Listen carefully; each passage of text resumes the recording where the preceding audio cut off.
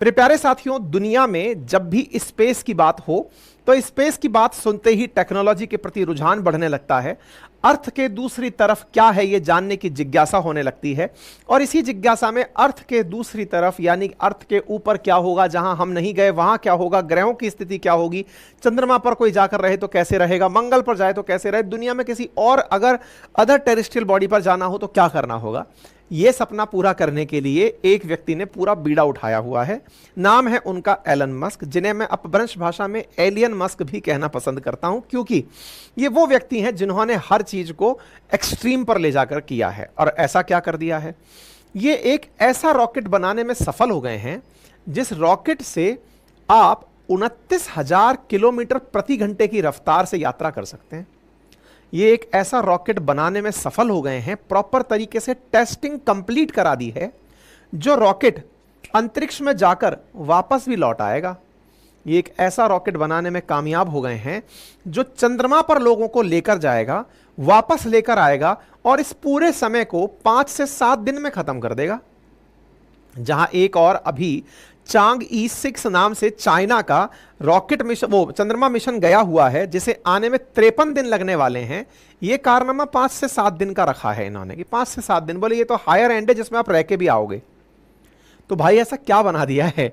तो मेरे प्यारे साथियों, हाइपरसोनिक स्टारशिप का सफल परीक्षण हो गया है। इंटरेस्टिंग बात यह है कि चौथी बार में जाकर यह सफल हुआ। 3 बार पहले विफल हुआ, तब भी कोई निराशा नहीं। चौथी बार सफल हुआ स्टारशिप का परीक्षण आज की सुर्खी है। तो यहां पर जो आप तस्वीरें देख रहे हैं, यह उड़ता हुआ जो हवाई जहाज सा आपको दिख रहा है, असल मायने में यह हवाई जहाज स्टारशिप का पेलोड वाला हिस्सा है, जिसमें भविष्य में लोगों को बिठाया जा सकेगा। जानकर आश्चर्य होगा आपको, 150 मैट्रिक टन वजन ले जा सकने में कामयाब है। 150 मैट्रिक टन का अर्थ है 1.5 लाख किलो वजन अपने साथ लिफ्ट करके ले जाने में कामयाब है। इंसान ही नहीं, इंसान का तो वजन ही क्या मानते हो, यह सामान भी लोड करके अपने ऊपर लेकर जाएगा।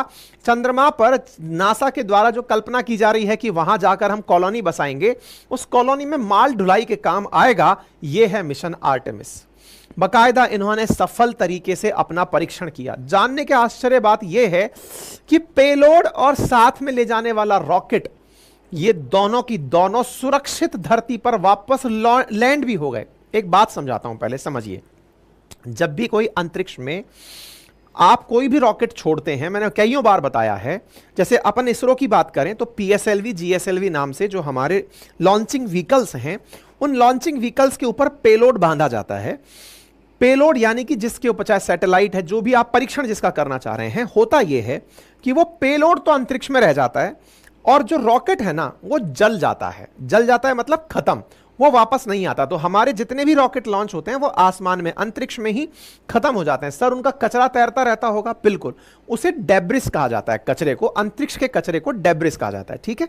वो अंतरिक्ष में तैरता रहता है। अब इंटरेस्टिंग बात सुनो, ये वाला रॉकेट जो आज अंतरिक्ष में गया, वो पेलोड को अंतरिक्ष में छोड़ा, पेलोड अंतरिक्ष में घूमा, वो पेलोड भी धरती पर लौटकर वापस आया, और तो और वो रॉकेट भी वापस लौटकर धरती पर आया।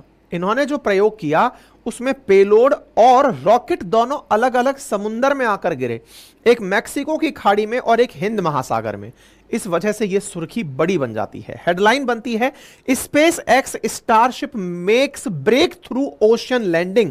अंतरिक्ष से, मतलब इसको भेजा था रॉकेट को, अब यह आकर के कहां पर उतर गया है, पानी के अंदर सक्सेसफुली उतर गया है। दुनिया भर के न्यूज चैनल्स के अंदर यह हेडलाइन बनी हुई है। उम्मीद है अब आप इस बात का महत्व समझने में कामयाब हो जाएंगे, ठीक है। स्पेस एक्स, जो कि एलन मस्क की कंपनी है, उसने जिस रॉकेट को भेजा, इस पूरे मिशन का नाम स्टारशिप है।